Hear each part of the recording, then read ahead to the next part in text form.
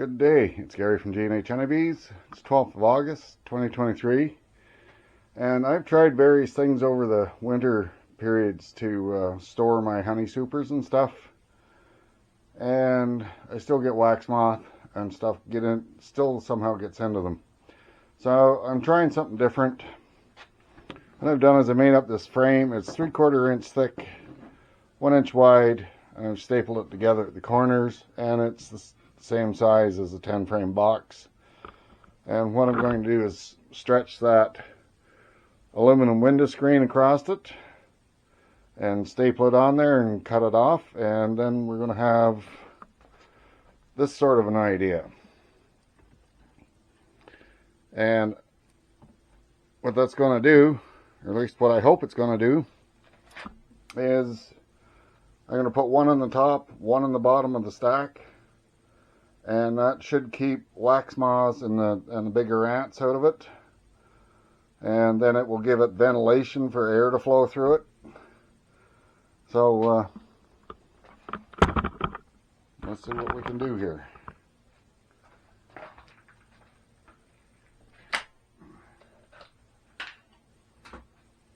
That's pretty simple. I'm just going to find... Yeah, let's do it this way.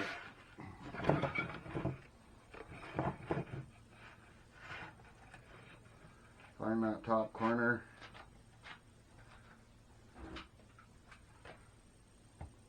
Put a staple in there. Run that across to the other corner. Stretch it out a little bit. Staple in there to hold it. And the end of this wasn't exactly cut square, so I'm just going to staple that there, and then I'll cut that excess off. And then the other corner.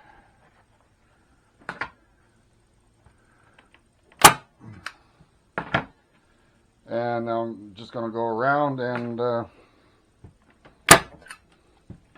seal that down. I'm using 3/8 inch staples.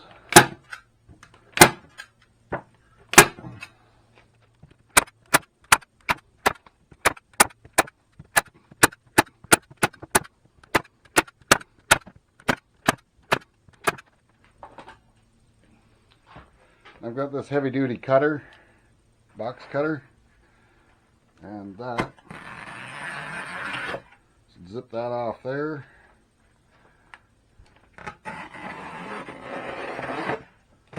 Just run that right along that edge. Clean up this other edge.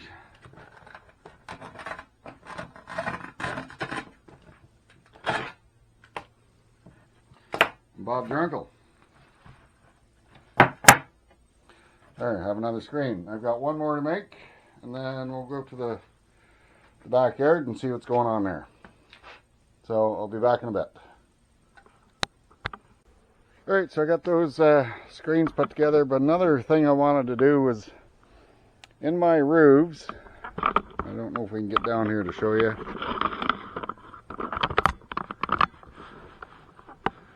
You see I have a ventilation hole here. And I got 1/8 inch hardware cloth on the inside of that. And wax moths can get through that and get into the box. Oh. So what I want to do is take that screen out of there.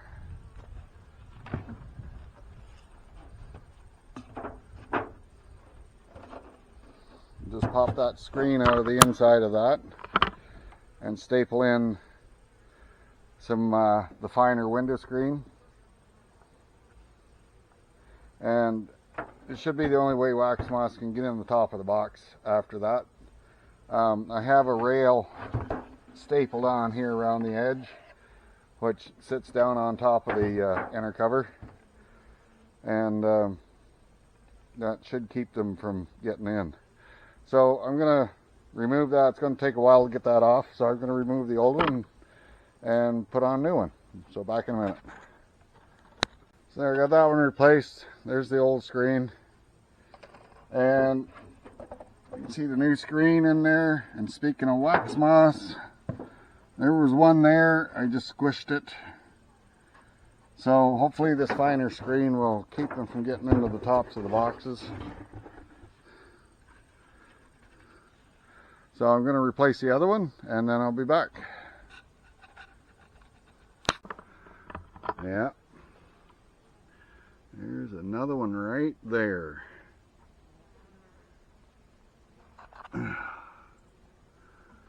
Wow. Probably a good thing I'm fixing these up. Alright, I'll be back. Alright, I've got both of those with new screen in it. That one there, I left the hardware cloth there and just put the screen over the inside of it, and there's no wax moss in there. So, a little story behind this colony here. This is Hive 6, what I'm calling Hive 6. They were an artificial swarm I did off of Hive 3 just before I took those bees up to the bush. And that 10 frame box used to sit on this end of the hive stand.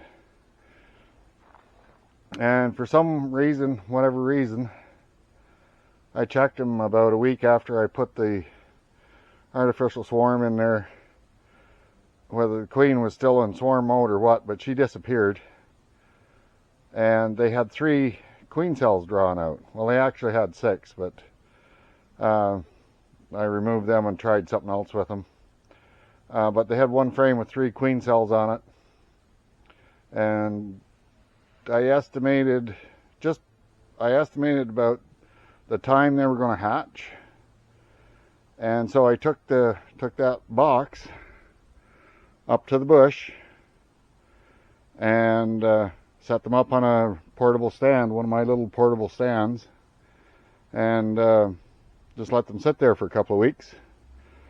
And then I brought them home and I set them up over here next to the other small box. That's Hive 7. That started from a split, and it's been very successful. But anyway, I brought this box back, set it down here, and I let them out so they could orient and get used to their surroundings again. And for the first couple of days, I noticed something really, really interesting. The foragers were flying back to this spot. And then they were slowly working their way over to the box. And that was after a couple of weeks of not being here foraging, which I thought was really interesting to find out, that they still thought that their home was sitting here in this end of the stand. But after a couple of days, they stopped doing that, and they were well situated here. And so anyway, I want to look in there, have a quick look, see if they need another box, because I have another box ready to go on there, and I haven't checked them in a while. So let's see how they're doing and figure things out from there. Alright, so let me get my suit on and I'll be back in a minute. Alright then. Oh yeah, I gotta put my gloves on. I'm getting ahead of myself. We're still, I guess it's about 10 o'clock in the morning. It's already 25 degrees Celsius. It's supposed to get really hot this afternoon, so I don't want to be out here in a bee suit in that heat. Let's pull that off.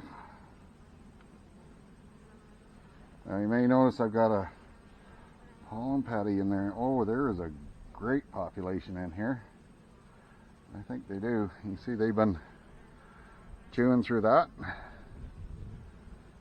See how calm they are?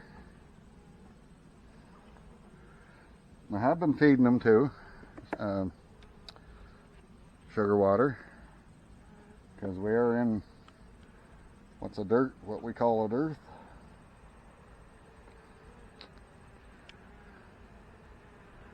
That's got honey in it. Where I'm going to set down, I'm going to set that over there for a minute. And the queen in here isn't marked yet. So we'll see if we can find her. There's some more honey. Boy, these guys are really calm.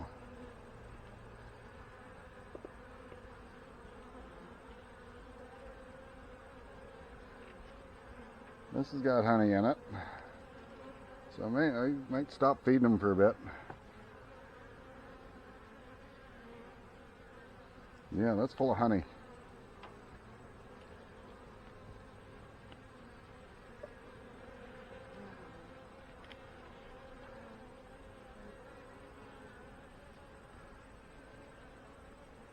This is all, the brood's in the center. See, you got honey on the outside, around the top there a little bit. But that center, that frame is all honey. Or all brood, sorry. And same on this side. Just hatched out. The grubs are just hatching out there.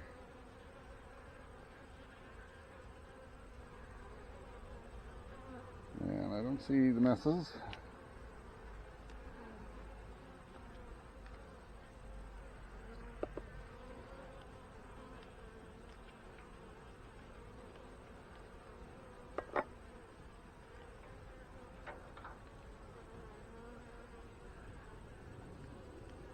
There's the messes.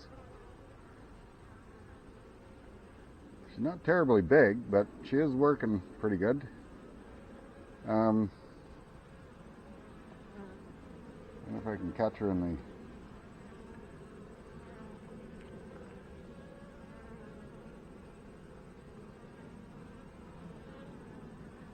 Can you get her in there? No. Where did she go? There she is.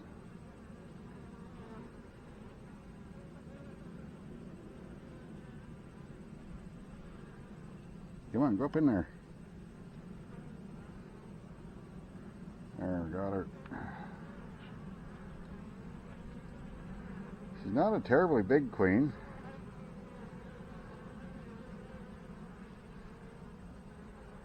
Let's hope they can sustain that over the winter. She can sustain the box over winter.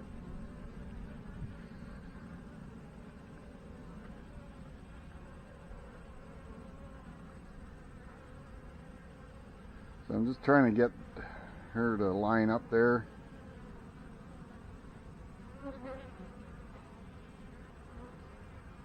Very gently.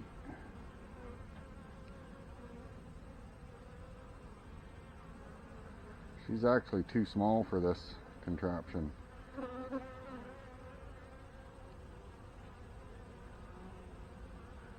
There.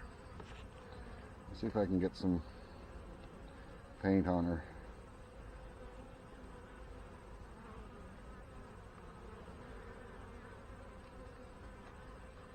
There, I think I got a little dot on her. Yes, I did.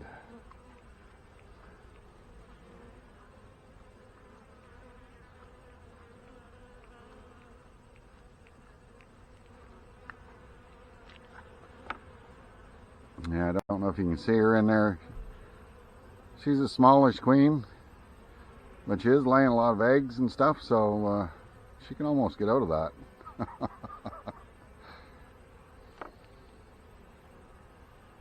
So I'm just going to let her sit over there for a minute to let that ink dry.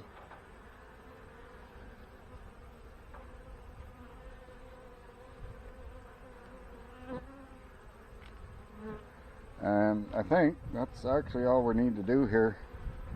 She is laying, there's brood, there's quite a few bees.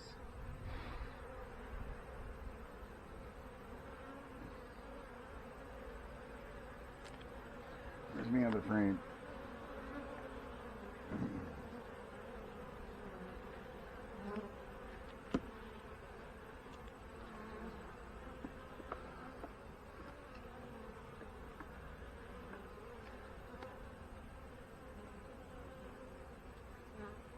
I think I'll give them another week, let a couple more hatches happen, and then I'll put another 10 frame on top, and we can go from there with them. So I'm just gonna see if I can let her out without killing her.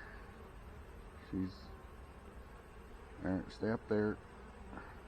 There she goes. There she goes. Good job.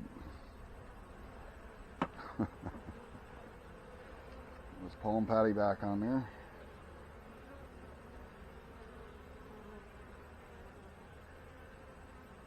The reason I'm putting pollen patties in now is because there weren't very many foragers.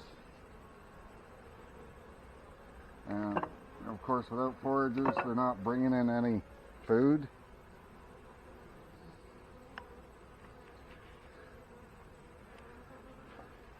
Oh, see, they've taken that. That's completely empty. I'm gonna have to give them some more. I think I'll give them a bit more. So anyway, that's what I'm up to, and that's what's been going on here. This other box is doing really well. I don't need to look at them just yet. Maybe next week I'll have a peek in them, and I'll give these guys a week, put another box on here, and they can continue to build up for winter.